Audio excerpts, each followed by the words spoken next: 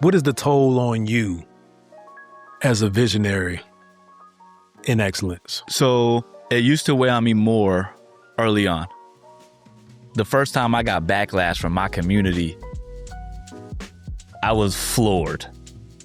I was like, what? Wait, what? Hey, bro, you see this on Twitter? At that time, it was still Twitter. I'm not even on there. It's like, you see this on Twitter, dog? What?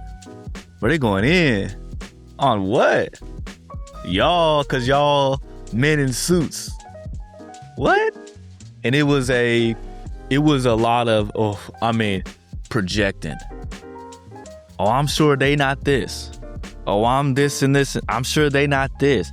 I can almost guarantee you they love white women. Or it was so much. And I was just like, how does our joy cause you frustration? Cool. Yes, sir. All right, guys, let's get it. Welcome to the Dear Son Show. We have meaningful conversations about life through the lens of fatherhood. It is for fathers, those with fathers, and the fatherless, so nobody's left out. These are the conversations I want my sons to access as they grow through life in the manhood, so no topics are off limits today. As you guessed it, I'm your only host, D. Johns, but we got the amazing NéAndré Broussard in the building. How you feeling, my brother? I feel really good, man. Thank you for having me, my brother. Appreciate you being here, yes, man. Sir. Yes, sir. Found out you not so far. Nah, man. South side of the south suburb, the southern sector of Dallas, man. I'm glad to be in the southern sector. South got something to say. Yes, sir. I was telling them I automatically assume everybody's in Frisco. Unfortunately. Anything after Frisco to me is Oklahoma. So anything outside of past downtown for me is too far. You see how I'm dressed. Yeah. I got my travel gear on, my house shoes for those that don't know, man. How do you present yourself, man? I know people present you in a way, you got a lot of things going, but if somebody were to ask you to present yourself, how do you present yourself? Child of God first and foremost. But then husband, father, visionary. Got you. I like to say I am a visionary entrepreneur. By trade, history, background in financial services before launching out, be full-time entrepreneurship. But I'm just a person that God speaks through to people, and I listen. I try to listen as often as possible, as often as I disciplined enough to listen. But I mean, in a nutshell, man, I'm just a guy from Houston. Been in Dallas 20 years now, so Dallas is home now. But just trying to, in my most humble way, walk the path that's been laid out for me. Yeah. I think you're doing a fantastic job. No, thank you. Outside looking in. Yes, sir. Yes, sir. I'll know more by the end of this conversation. Yes, Houston, sir. Man. Houston is home. Houston has the wards, right? Not the wards, but Houston has wards. Houston has the wards. Are you Houston proper or just outside? Outside, Northwest Houston. Now more so Cypress area, so Northwest. Far Northwest Houston. Yeah. My dad was a Marine, so technically I'm from all over. Yeah. I was born in Houston. My dad retired when I was 10. So at that time we returned to Houston, and I was in Houston until I was 18, 17. Came up here, Dallas, to go to SMU. Graduated from SMU and just stuck around Dallas. Like I say, now 20 years later. Your father was Marine. He is a Marine. Yeah, they please forgive me. They like that. Yeah, please forgive me. Yeah, they like that. It's simplified, right? Yes, sir. 10 years old. 10 years old is you know what's going on in life at 10 years old to a degree. Mm-hmm. Do you remember the difference of who he was as a father before and after? I do. And honestly, maybe not hard line. Okay. But you see the change. Sure. Yeah, for sure. My dad was hard as a rock before when he was still active duty. I remember vividly the one time that I saw my dad cry because it shocked me so much. And fast forward, I realized that my parents were going through a time, and so he was going through a time as they were going through time as a married man. Now I understand, you know what I'm saying? Perspective. Like, everything is not, but you always try to make sure that your kids don't see what's going on. And so I remember a time when my dad was crying. That was the one time I saw him cry before I was 10. And then after I'm 10, he becomes and then also too, my dad really found Christ towards his retirement. Okay. And so after that point, he become more vulnerable in the spirit. So now I see my dad cry all the time, tears of joy, tears of sorrow, tears of pain. But so that was one of those things that I definitely saw a difference, and he became more human after the military. He served 21 years. So, I mean, my dad tell you, any point I can walk through that brick wall right there. The wall is the one that needs to be intimidated by me, not the other way around. And I believe it. And so once he retired, I kind of saw the softer side of him. He went into education. He went into the ministry. So with that, it was, if your education he was middle school for a number of years. He taught middle school. And at that point, you have to, yes, you need to instill discipline on these young men and young women at that time. He's a football coach. But there was a balance to it that in the military, you didn't have that balance. It was order. Yeah. My order. And my dad was very high ranking. He got obviously 21 years, right? But I just saw kind of like the softer side come out of him. Now he's a grandfather. Who is he? Right. Much more patient, much more like, let him do what they, let him. Like, let him do? Okay, well, as you get older, you start to realize that a lot of things that you were stuck on earlier it's not the end all be all. Yeah. But I definitely saw that growth and progression in him once he got out. Because when he retired, he was 39. Okay. So going into that next phase of life, retiring and then turning 40, and you see kind of like I said, the softer side of him. Yeah, I was trying to do the math to see if I could actually be a father, but I can't. I don't think so. Yeah. Uncle. Yeah, right. Big bro, right, something like that. Right. I think that's interesting, man. We just had a conversation about the importance of examples, becoming men. Yeah. Seeing your father transition, which I think is beautiful, number one, out of his professional career into something else, seeing him become, as you stated, more human, which is what I was thinking as you were describing him. How did that lay the foundation or what did that foundation mean to you? How did it show up as you were starting to consider life with a family, getting married, having children? How important was that? No, man, I think for me, one of the realest aspects of what I got from my dad was presence is production. Now, I actually learned that phrase later in life during my adulthood and work. Yeah. Being in the industry that I was in. But that was something that he and I talked about later in life that I realized my dad would be on ship. He would be, he had to go away for PT. A number of times when my dad wasn't physically there, but his presence never left the household. And it was one of those things where it was like, my mom would say, I'm getting in trouble at school for talking too much. And he won't sit down. And he's like, and my mom would be like, I'm going to get you, but I'm going to tell your dad. Please don't. Yeah. Thousands of miles away. It doesn't matter. He in the middle of the ocean somewhere. And I was like, it's just that. And as I travel a lot now, I traveled more back in my, when I was still in corporate. And it was one of those things where it was your kids, your children, even if you aren't physically there at times, need to understand that there's a hierarchy that daddy's at the top of. And with that, there comes responsibilities that they have and responsibilities that I have. And so I saw that, and my dad instilled that in me, like everybody plays their part. Yeah. And now as my boys are getting older, it's really instilling in them a lot of the disciplinary aspects that I got from him through that presence that he had. And I think the discipline is pivotal for young men, and especially young Black men. It's unfortunate that we have to be more disciplined than others because life doesn't give us all of those it's the path we opportunities, right?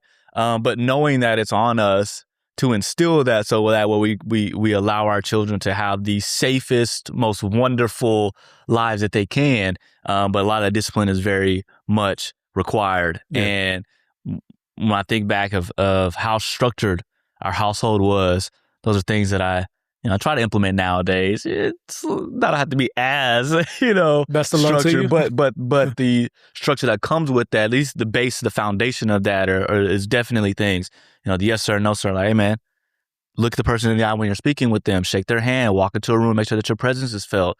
Don't shrink, grow, expand into a room, because you never know how your presence can help to get you to where you want to be. Like those little things, opening doors, chivalry, a lot of that gentleman stuff that I learned from my dad, I'm now passing on to my sons. And then my mom doubled down on, right?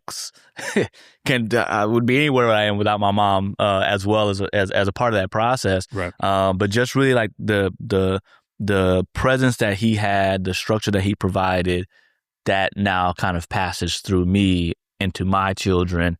I want to make sure that they understand that, and that they, like I say, thrive within those confines that they should have. I don't think that anybody should be, I don't care how well or successful or spoiled any child is, they still need to have structure and no limitations and no boundaries. And I think that was something that, even though I might have had more boundaries than most, I think that it worked itself out. Yeah, I'm certain I did. Yeah. You said a couple interesting things. His presence never left the house.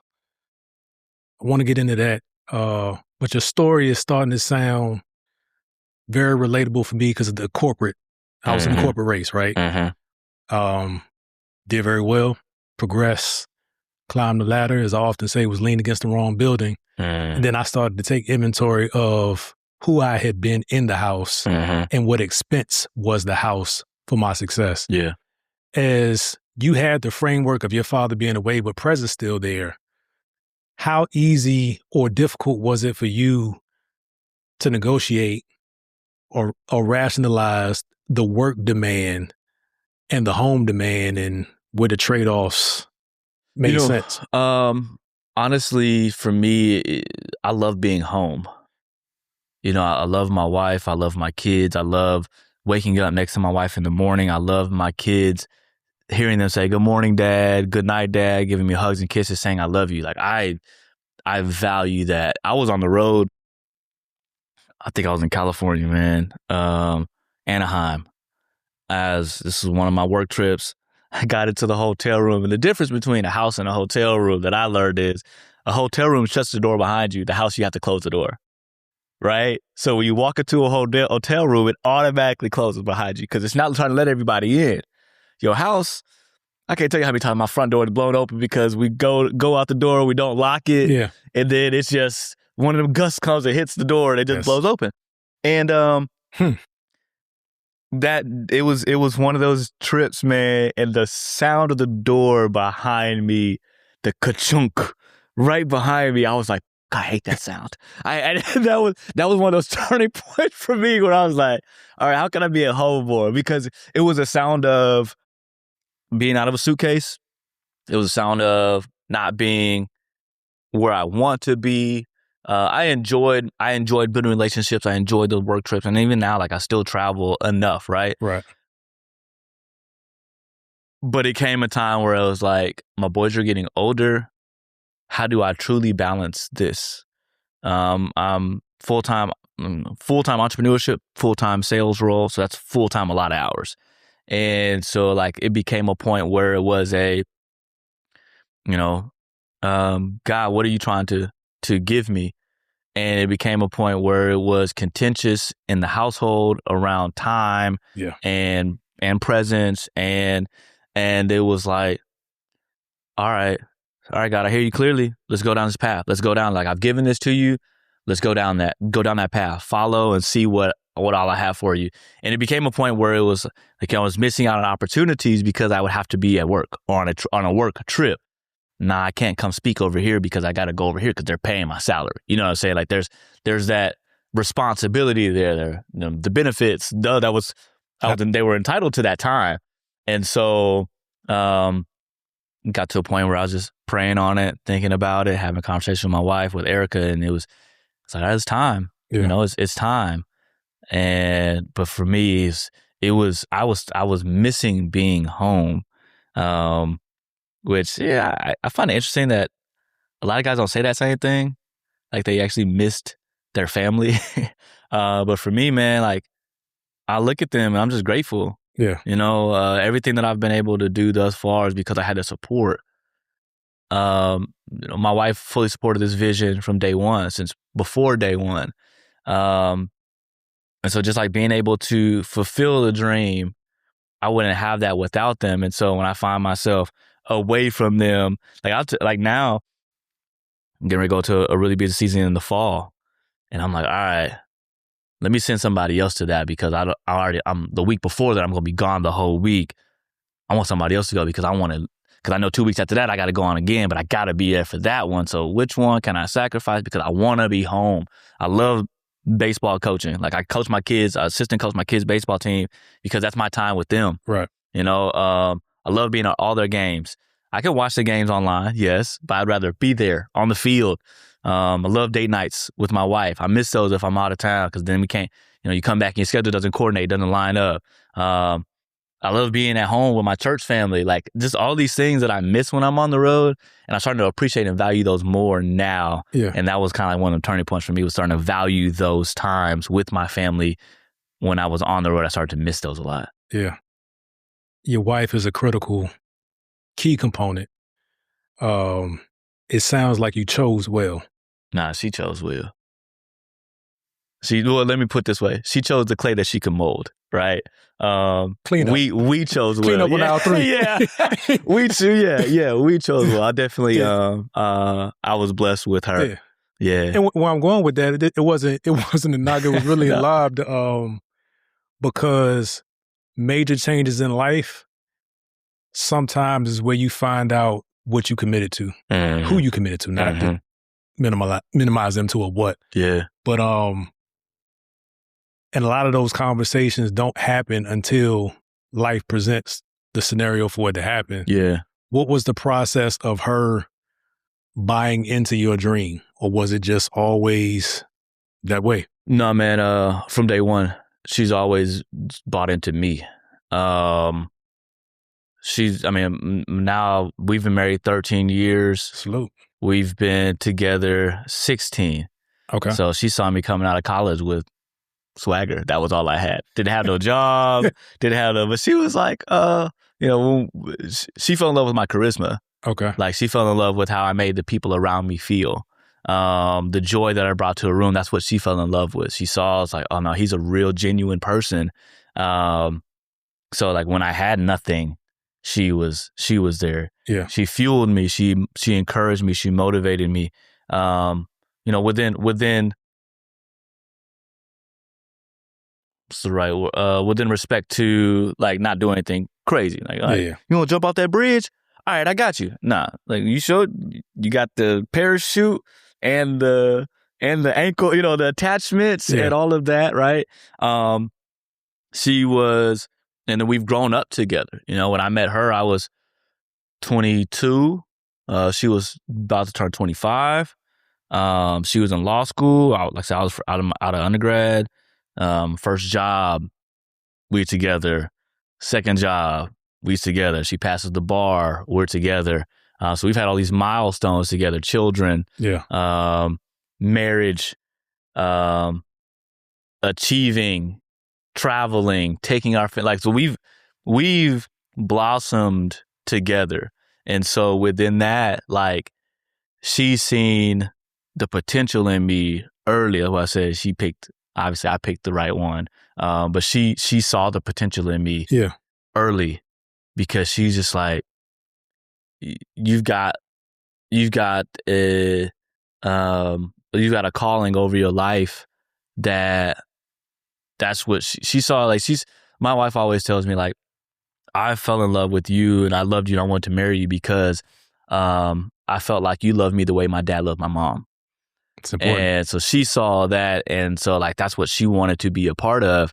And she fed that she really fed that into me. Yeah. That I can feel that, like, nah, she's down for me, ups, downs, as they come, as they go.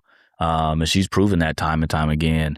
So yeah, she's been the rock to all of this. Me traveling and knowing that, somebody ain't at the house cutting me down like, hey, daddy on the road again, he doing it. She's not speaking poorly to me, to my children, to her family. She's always uplifting, always supporting. And that makes me feel like, that as a man, that makes me feel really good about what I'm doing. You know what I'm saying? Yeah, we have our difficulties, sure, right? But I'm grateful that she's one that's willing to, let's talk about this, let's pray about this, let's see, like, let's really try to navigate through this and make sure that, this is something that we can get through. She's just always been like rooted and grounded, and I'm just super grateful for that. How smooth was the transition from corporate to entrepreneurship? Actually, it was rougher pre-transition because of like all of the frustration and stress that I was bringing to the household because I didn't know what to do. You know what I'm saying? I take that. Let me weave one more piece into it as you finish answering. I'm glad you said rough because I want to kind of lean into how did getting through that process affect your leadership or your perceived leadership, like you as a leader looking at you as the leader of your home as you're managing through what may be a chaotic time? So there was a turning point for us where it was and she was like, you need to figure this out because basically how you treating me right now, that's not who I married. That's not who you are. So whatever you got going on, what do we need to do? And she never left me on myself to that, right? She didn't leave me to myself. You need to figure that out. I'm going over here. It was okay, well, I think what God just gave us is for us. And that might be the green light that you need because he just provided this for us, and like, so that until we fully realized where we were in God's calling in that moment, that's where the roughness was. Yeah. You know what I'm saying? Like, I'm trying to do this, I'm trying to figure this, I'm trying to. And she was like, well, what's wrong with you? I said, I just feel like I got the weight of the world on my shoulder. I just started crying. And she was like, oh, okay. Yeah. Okay. Well, let's take that weight off. Yeah. Let's talk through this. Why do you feel that way? What about this and that? And then from there, we kind of, we had to solve that we weren't even looking at, you know what I mean? But then sometimes when you just had them conversations, you talk through some stuff, you see like some stuff that's right in front of you.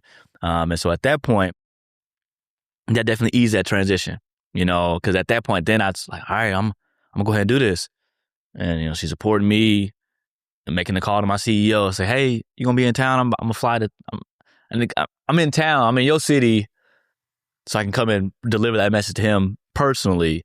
The obstacles that I go through within the business, for her to be there to say like, I'm here for you to lean on. You might take it or not. Yeah. But if you need it, I'm here. That really made the transition easier for us to kind of reestablish that foundation. But then that really helped for me not to lose my mind, in that who I am in that. Cause it's a transition, you know what I mean? Like it's definitely a transition. I think one of the biggest things as men, we relate our value a little bit too much to the dollars that we bring into a household. And I remember her telling me like, you keep saying that. That's not my worth on you, but you keep saying that. And like that was something that just had to get through, obviously in business and launching the business, starting the business. There's patches in that. Even as businesses continue to go, there's patches in that. Yeah. But having her support in that regard, man, was super helpful in the transition.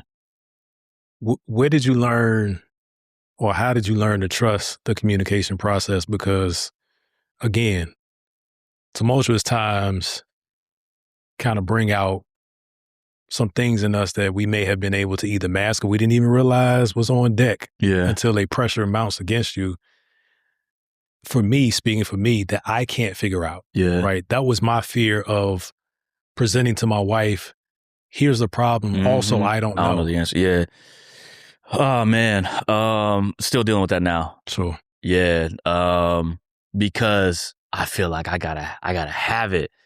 And I used to snap at my wife much more than I do now. Like now it's like, it's a rarity that I snap at her and I catch myself like, right. Because when I realize we're on the same team. And so her asking me questions is not undermining who I am. It's her trying to understand like, okay, can I help you here? But imagine that. But it was definitely like why you asking me questions? Why you don't trust what I'm saying? And she's like, I don't know. It's not that I don't trust you, but Dre, if we're in the middle of an ocean with no boat, what you here's the thing. What you expect me to? You don't know what you're saying. So how can I know what you're saying? Correct. How can I know what you're saying? And that was one of those things. I mean, we've been through therapy over time with each other. Okay. And that was one of those things that really helped me. And it's like, damn, you had to go to therapy to find out that your wife is on the same team as you. It took what it took. Technically, I did. I knew she was, but there's always just this, I got to have it perfect for you. And if I don't have it and you question me on it, I ain't got the answer. It's really my insecurity of not having the answer. It's nothing that you've done wrong. Yeah. She's not berating me or anything like that. But as a man, you just feel at times, just how we've been geared and wired with this over masculinity of like, nah, I got this. Right. I don't. I don't. Also, I don't. So that was one thing, man. Once I really understood that we're on the same team. Yeah. And knowing that she's really there for us to elevate together and grow together. Right. Really understand that. It took me like 9 years into our marriage to really see that. And I'm so okay with you saying that, especially now that you're on the other side of it, still working through whatever challenges arise, because they will continuously arise. You got to detach the shame of what it actually took to realize that, right? Yeah. It's not necessarily being proud that you went that long. And for me, it was longer than 9 years. Yeah. But it took what it took. Thank God that, and my point about choosing well is these are the things. Yeah. Right. Getting to the wedding is easy child's play. Yeah. Right. Yeah. And you hope that day is not the highlight of your life together, but these things you don't know, having not seen them, and then you haven't experienced this as a person or with this person. Honestly, I started to have a conversation with my parents and more now about like stuff like that, because I wish they would have told us what they was going through when they was going through it, so that way when I see it and I experience it myself, I'm like, oh, okay, I get it. Yeah. Like, granted, obviously, I'm not telling my sons everything that we're going through, every conversation that we're having that's not aligned. We try not to yell at each other. Right? Especially not in the house where kids can hear. Like, we yell at each other from a distance. You know what I'm saying? But we try not to be combative in front of the boy. We try not to confront each other in front of the boy. We're going to try to take that somewhere else. Yeah. Because we want them to see not the facade of, but we want them to see what it means to truly love and show love versus showing frustration when you know how you really feel about this person, but you just allow these emotions to get the best of you in that situation. And I look back to my parents. My parents showed a lot of love to each other, so I saw that. I saw a lot of affection, but I also saw a number of, arguments, walking out, like, I'll be back. I saw that, and so even within that, I look at times where I'm like, I just want to get up out of here. My wife, you ain't going nowhere. I don't know what you think this is, but you ain't leaving here. Like, just walking out the door. She's like, nah, you go over there in that room. I'll go over here in this room. But that's just some of the like just having some of that, that having that right person, man, will really help you to navigate all of that, because somebody gotta be there to say, we're gonna get through this. Yeah. It can't be all right, man, forget you. Yeah. And here's the thing, with that forgetting, you think you forgot about it, you think they forgot about it. It's just compounding. Yeah. It's just growing, it's festering. I remember one time early in marriage, probably 5 or 6 years, we had 3 kids and we were at my parents' house, and I got frustrated about a thing, and I don't blow up. Like, that's just not it's a whole different thing. Never, I don't recall ever screaming on my wife. And I'm not saying that to boast me. I'm just not, it's not that with her specifically. And I left the house in anger, but I didn't yell or say anything about it. And my father let me know how disappointed he was in me. Because he saw it. He didn't intervene or interject, but he let me know in a way that that's not how you do it. Yeah. And it wasn't that what I was feeling in the moment was wrong, but what do you Like, what is the example that you're setting, right? Yeah. Because for me, I think I've done, though I'm not a yeller, I think I've done a lot of damage that had to be corrected through nonverbal, right? Because I can convey a look or an aura of disappointment and then not say anything about it. So now the environment is confused. Yeah. Like something set dad off. He didn't yell or scream, but he never came back and addressed it. So I had to learn to be mindful of, even in my attempt to do the right thing, how is it being received or perceived from my family? Yeah. And now I have adult kids and I still have younger kids and I'm seeing. Yeah. My bad. You know what I'm saying? We can talk to each other as adults and they're all still in the house, which is cool and somewhat of a challenge at the same time. But having them in parallel, and I reference it often, it's like, man, it's a blessing to see, number one, to still have a relationship with children, for them to still want to be around and still consult you and still care about what you think. Doesn't mean they actually do what you think. But they care. Plenty of examples of, of that happening. But what's important to you? First of all, how old are your son? You have two sons? I got two boys. 12 and 11. 12 and 11. Yeah. Oof. How long have you been an entrepreneur full time? 3 years. 3 years. Do they know different you? Yeah. Yeah. How are you seeing them respond to who you're becoming now? Actually, honestly though, I don't know if it is a different me. Is it a more available, It's definitely a more available me, but I was becoming more available before I left entrepreneurship. Okay. And I've interestingly enough, with entrepreneurship, I say I have more control, so I get to be more, present with schedules. I think, man, maybe in the last 3 years, I might have missed 10 games. Now, we play 3 to 5 games on a weekend. Gotcha. Okay, so 10 games, that could be 3 2 days. weekends. Yeah. One I missed, man. I missed my son's first home run. I was on the road. I was watching though, and I was in LA, and it was my little guy. And you just see it hit the ball, and you can't see the ball on the video screen because I'm watching on my phone. And then you just see the second baseman just lift his hands up. I was like, he just hit a home run. Yeah.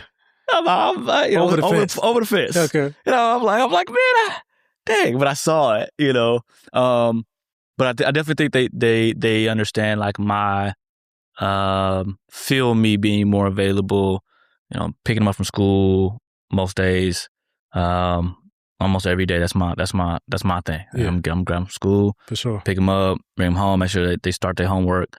And that's something that I value. Like I value them feeling that they can have a close enough connection with dad, to where like I'm not your friend. I don't want them to think I'm their friend. I want them to think that they have a loving father who they know. We play like our family. Like we have a text thread that's full of memes. Yeah, and full of Instagram videos, parenting child. Who's this? Which one of us is this? Right. Oh, that's dad. It's like, that's dad, or that's mom. Like, but they are, as they growing up, I feel like I would say that they appreciate and it's not I feel like it's more so who I'm becoming as a dad, just in general, not necessarily because of what my profession is. Yeah. It's the appreciation that I have for being their example, for really wanting them to see everything. This is the first summer, and like since my boys got passports 6 years ago, this is the first summer they haven't used it. And it was just a busy summer, it's a busy time, interesting dynamic in the business. And so like for me, that stings, because I'm like, I want you guys to be able to see so much of the world that when you become an adult, you realize that the world is not DeSoto, Dallas, Duncanville, Cedar Hill, Grand Prairie. I want them to know, like, I've been to Paris. I've been to London. I've been to Barcelona. I've been to Toronto. Where else am I going, right? Know that there's opportunities for them everywhere, not just where they are. So if things aren't working out here, I'm going to go somewhere else because I've seen it and felt that. And so like just being able to mold them into like many versions of me, that's how I feel like. I mean, my dad was like, before I was 10, before my dad retired, like I lived in 5 different cities, 2 different countries, you know, and so just being able to show them just the opportunities. And I think that they're feeling that more because as I mature and I try to see what my priorities are and how it relates to them, just being more present, being more vocal with them.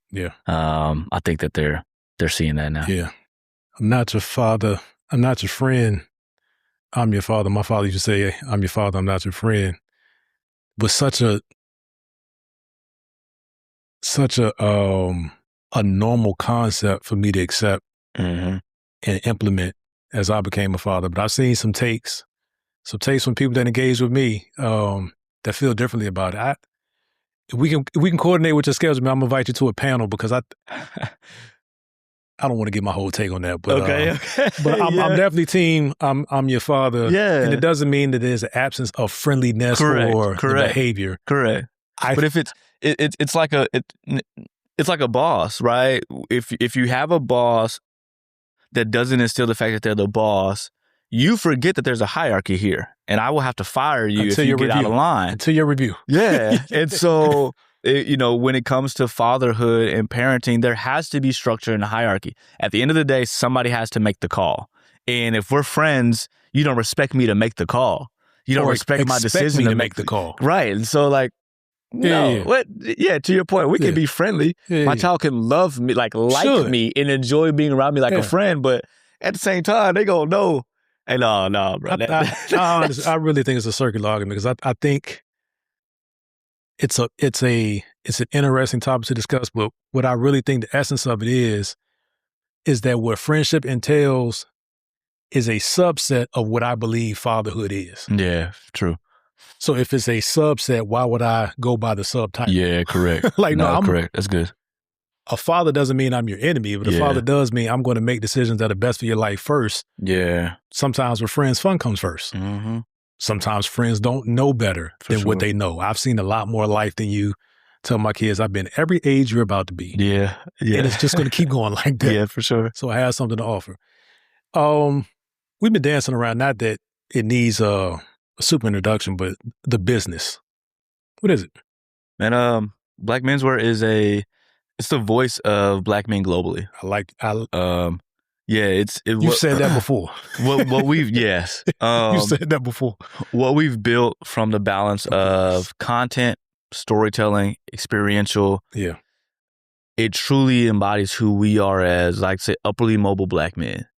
Men that have a mindset of doing better, being greater, and experiencing more. What started as a simple just slogan to change the narrative now is an embodiment, right? Well, I'm changing the narrative because when we go to Atlanta and we do these flash mobs where all the brothers come in the suits and they're together, we're also raising school supplies for M. Agnes Jones Elementary School. When we go to Los Angeles and we do an event with Woodford Reserve for Kentucky Derby, we're also raising money for Bear Truth, which is a homelessness combating unit trying to get people off the streets. So just being able to not only have a presence that speaks to the fun and the enjoyment of being a Black man and building community and brotherhood. We have guys that are part of the brotherhood from everywhere from Los Angeles, California, all the way to Accra, Ghana. You know, we've done events in New York and Toronto and Paris and Montreal and Miami. And now, like, along the way, we're picking up guys and bringing them into the collective to where they feel seen, they feel heard. The stories that are on the social media channels reflect them, and they like, yeah, I would like to go do that. Or, taking them to new experiences like Kentucky Derby, like Art Basel, like Essence Fest, and being able to have these presences, but not only just being there, but being there and seeing somebody I know there. Like, that's a difference. When you walk into a room and you know somebody, I felt that in the corporate, where I was like, man, where the brother at in the room? There he is. You know what I mean? Like, it would have been me. And being able to have that's really kind of like what I took from the corporate world into this movement. Got it. Connecting brothers in places so that way they feel seen, they feel heard, they feel welcomed. And then from there, all you got to do is allow us space. The brotherhoods that have come from that, when we were in Vegas at the top of the year, one of the guys there, after the flash mob was over with, he was like, hey, man, I appreciate y'all being here. Y'all don't know, like, this, being a part of this movement for me over the last 4 years has really helped me grow and develop. But also, man, I met one of my closest friends here. And in front of all y'all, I like y'all to ask me, or to help me to ask him to be one of my groomsmen in my wedding. And it was like just moments from that, because like, I met this guy here, but we've developed this relationship over the last 4 years. Bro, I would love you to stand by my side as I marry my bride.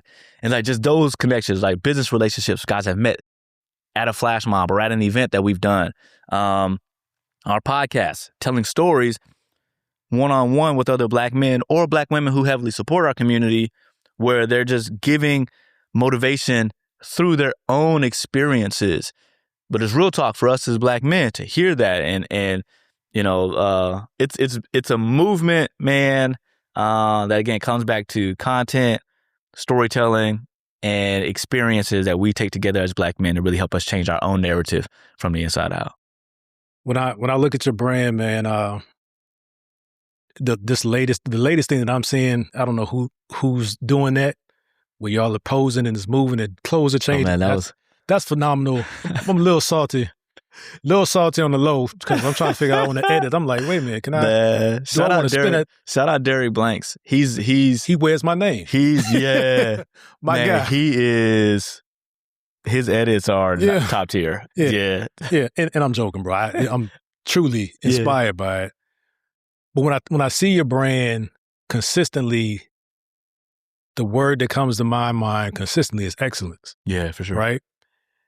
And I'm an old head, so I feel a way about things, right? Some things are the way they are in my mind, and 90s hip hop is a bit like, so take this with a... Yes. Take it or don't take it. Yes, sir. In my mind, excellence today seems to be either losing its value or becoming way more subjective. Like, what is and why is excellence important to you as a person and as the brand? Man, I think excellence, first and foremost, excellence it becomes a standard. So you don't allow yourself to diminish. That's another panel. Excellence is not meant to be excluding. It's meant to be an aspiration. Yes. And so excellence is being the president of the United States as a Black man wearing a tan suit and everybody berate you for it except for Black people.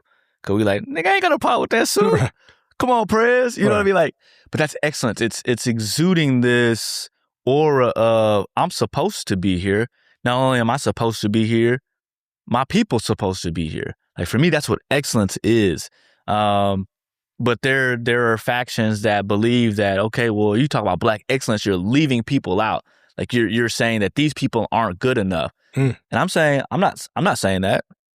What I'm saying is, what I see and what I'm striving to be, if you're not seeing or striving to be like that, that's on you. That's your decision.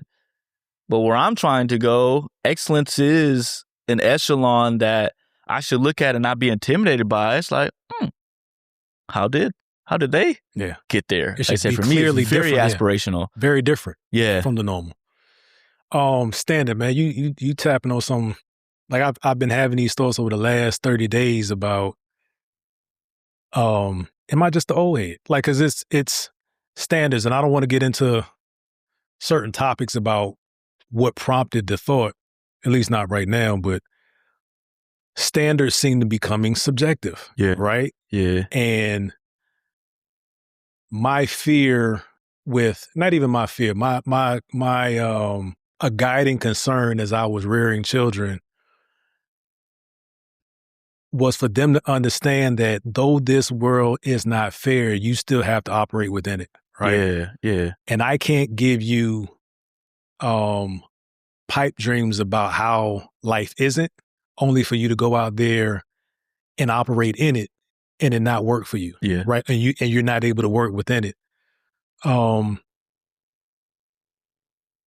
Black menswear, Black excellence as a standard could ruffle some feathers, could scare some organizations, could scare some demographics of people. Before we get to that, number one, let's stay there. Let's stay there. What is the toll on you as a visionary in excellence? So, it used to weigh on me more early on. The first time I got backlash from my community, I was floored. I was like, what? Wait, what? Hey, bro, you see this on Twitter? At that time, it was still Twitter. I'm not even on there. It's like, you see this on Twitter, dog? What? Bro, they going in. On what? Y'all, because y'all men in suits. What? And it was a lot of, projecting. Oh, I'm sure they not this. Oh, I'm this and this. I'm sure they not this. I can almost guarantee you they love white women. Or like, it was so much. And I was just like, how does our joy cause you frustration? Within your community. Within the community. Yeah. Yeah. And it was just one of those things where I was just absolutely stunned by. But I saw guys continue to show up. I saw people that weren't on the internet, but like physically there in person. I heard their testimonials like, man, bro, I just want to say thank you. I've never been around this many Black men before. Anywhere. Or Dr. Jamal Bryant, good friend of mine. Jamal was like, bro, I'm trying to figure out how you get all these brothers to show up in the morning in these suits. Church. With no women, no liquor, no party. Yeah. You get them there together as a community. I'm trying to figure that out. Because he's like, I got the biggest church in Atlanta and you get more guys to come to this than I get to come to church.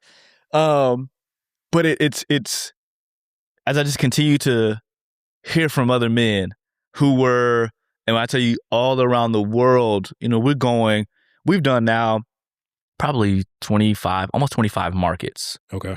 Globally. And the story is the same for every stranger, every new guy I meet here. Man, I saw this and I was like, I got to be a part of that. Just because it looked like them guys think like me. You know what I mean? Like, them guys just, they want to do something. And I'm talking about blue collar all the way to white collar and everywhere in between. Yeah. We have celebrities that come to the flash mob. We have, I remember we were in Charlotte, bro. And this man's like, bro, I just got out. I just served a 10-year bid. I just got out like 2 months ago. My sister was like, you need to be here. She got me this suit and I'm here and I'm very glad that she got me here, bro. Yeah. She's like, man, he was like standing off because I was like, start talking to him. And he's like, man, he's like, my sister told me come to this. She put me.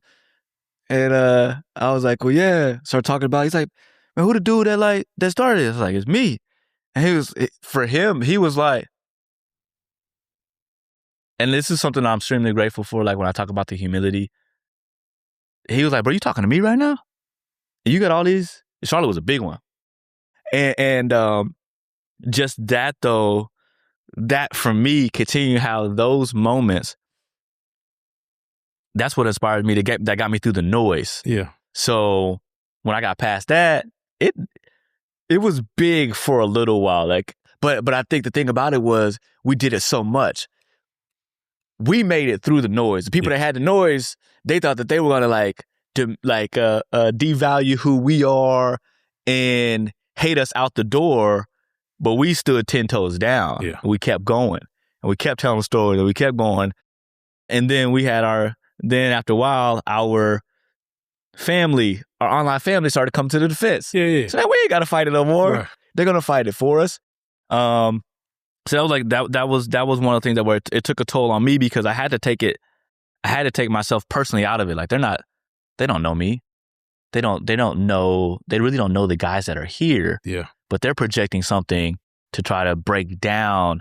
And one of the things too, man, and I'm very much my platform empowers everybody, but I'm very much masculinity. You know what I mean? Like, and especially in a world where Black masculine men are often shunned and not giving the light anymore. Yeah. For men who are more, feminine leading. I love that about my platform. Like, men feel like men when they see the stories there. And again, not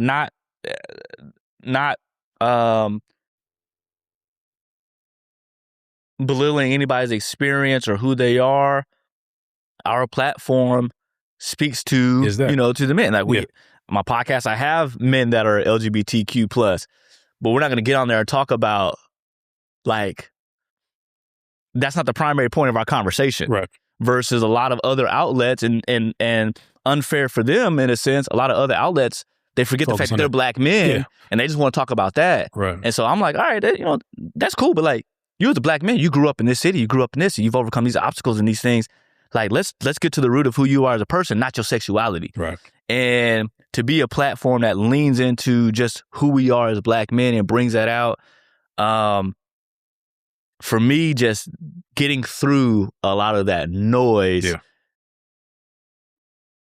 what initially took a toll is it's par for the course now. Gotcha. Who authorized you to dream this big? Oh man, this vision came straight from God. People. So a lot of people caught up with us after George Floyd, 2020. Bro, I've been doing this already for 2 years prior to that. The moment that really gave me the vision was Philando Castile. Okay. Philando Castile, for those that don't know, because this was, I want to say Philando Castile was like 2016, 2017.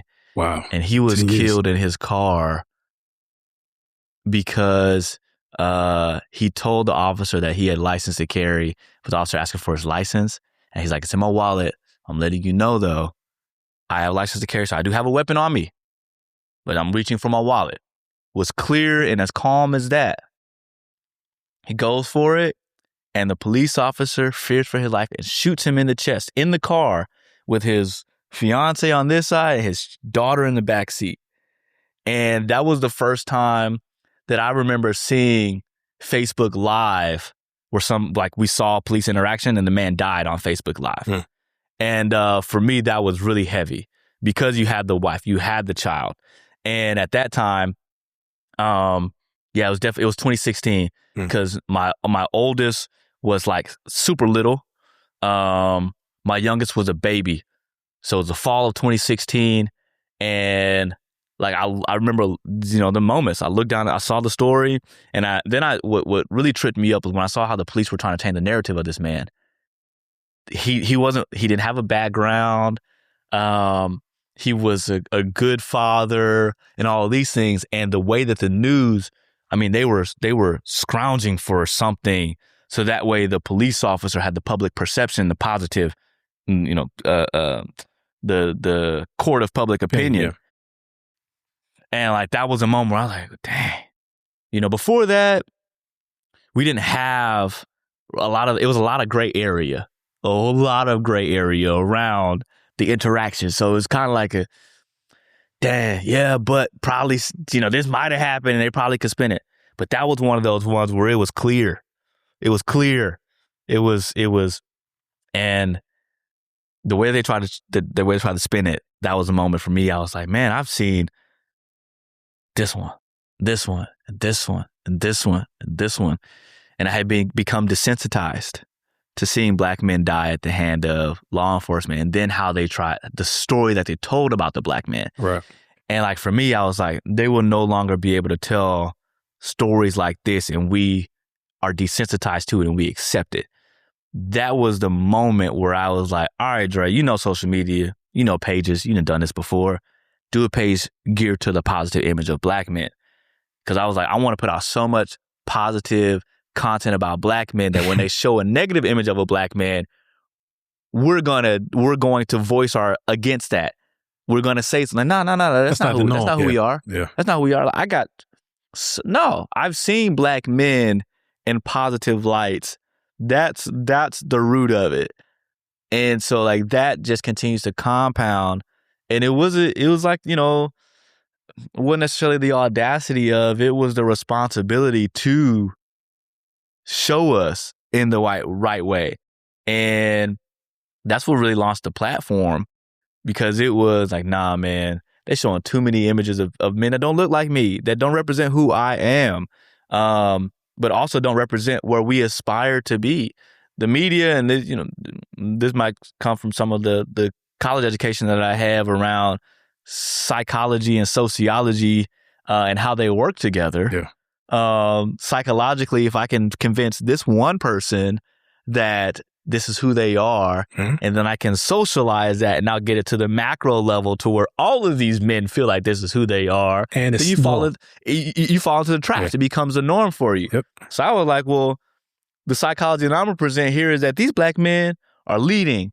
They're strong. They're present. They're in these communities. And then not only am I going to get that one person to feel it, I'm going to socialize it so that way the masses feel that way about themselves. Yeah. And we take our own narrative back. We take our own futures back. We don't allow ourselves to become, because we're inspiring and motivating that next brother, like, hey, bro, we done seen better than that. That's not our path. That's not where we're going to go. And we catch ourselves and bring ourselves out of it. So, you know, coming back to like, that's why, you know, I've been on this path. I haven't given up. And that's what was given to me, was that I have to provide the alternative, because the media is not going to do it in the abundance by which they provide the negative. Now, technically, when you think about the news is meant to be alarming. So in most instances, they're going to report on what you're going to see is the stuff that's going to be alarming for the ratings and the reviews. I understood that part. But at the same time, I'm like, okay, well, if I know that that's how the system is, why not do what I know to do on the social side and try to break that and combat that? So, yeah. Alarming is one thing. Alarming in the absence of truth or a compromised truth is something altogether very different. Much different. Yeah. What does the platform go? I'm not going to say what does success look like, because I believe you're living in it. If you were telling it. Yeah. Where does it go? Man, I always make this. I started off making this comparison before. I was like, man, I want to be essence for men. So when you think about... Hold tight. Because my grand dream is that this platform is owned for men. See, I what Essence does for men, for women, Black women, it's the voice, it's the destination,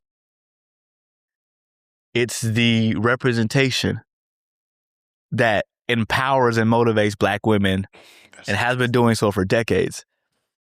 And for Black men, you don't necessarily have one of those that doesn't have an attachment to something else, right? An attachment to a profession, an attachment to a fraternity, an attachment to industry. Like, just be Black, bro. You know what I'm saying? Like, just be a Black man. And that's my desire for this platform, is to continue to rise, to be that voice, to wear like an essence. Like, man, really, we want to work with y'all. We're a BT. Man, y'all just know Black men so well. Like, you've built this community. We want to work with y'all. Complex. Yeah, we have hip hop culture, but man, you have this other echelon of Black men. Like, we want to be a part of that. To where like we can then become the destination, which we are. I mean, we say we're going to go to this city and we have guys that travel in. Now, granted, right now it's a lot of different pockets, and over the next 12 months, you're going to see a difference in how that's presented. Okay. I'd love to do an annual takeover of a market, to where I'm not going to divide you like, okay, go to this city, go to LA, and go to Charlotte, go to Chicago. nah, hey fellas, on this date, meet us here. You got 9 months to think about it. On this date, meet us here. We take over a city. Like I'm a member, I'm a Kappa, I'm a Nupe, you know what I'm saying? And so I see how I've been to national conferences and see, those kind of things. And so, but for Black Menswear, for us, in just who we are, I want to be that voice for Black men. Yeah. To where, like I said, kind of coming back to the beginning, Black men either are a part of it or aspiring to understand it, to then become a part of it, is where I see success. And to your point, like I'm living in the milestones. Yeah. That get us there. And I'm extremely grateful for just the continued new followers, new engagers, new attendees, new subscribers, because they're going to tell somebody else. And I'm just really trying to build evangelists for this mission, for this movement, just to continue to be the voice for Black men. I will tell you, one of those triggers for me was like, oh, this is really working, man, when I was in Africa and a guy knew me by face. And he was like, hey, wait, you the guy. He pulls out his phone. I'm eating at a restaurant in Ghana. He pulls out his phone and pulls up and goes to Black Menswear. He says, I look at this because I like what these brothers represent, man. Yeah. And I was just like, oh, wow. Yes. Keep going. Love it, man. Dear Son Africa is a thing. It's Come on. It's a thing, man. Part of my corporate responsibility was managing government contracts in sub-Saharan West Africa. Okay. So I got to visit a few countries and I just have an affinity for it. But I want to go back and experience. Yeah. I went there for work. Yeah. Land at night, work all day. For sure. For a few days, leave at night. For sure. Not really enjoy it. I'm going to wrap with this, man. It's your first time on the show, which implies, in my mind, that it could happen again. Yeah. Sure. But the full title of the show that I don't say much is Dear Son, What I Wish My Father Told Me. That's the emphasis of the show. What's something that you wish your father told you? Oh, man.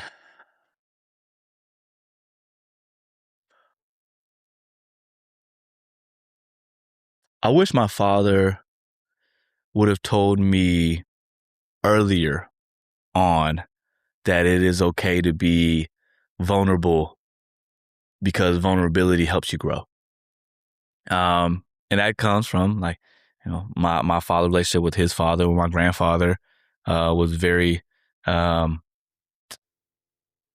have been better. And so, my dad left home to go to the military at 18, went to see the world, but then that shifted my dad from the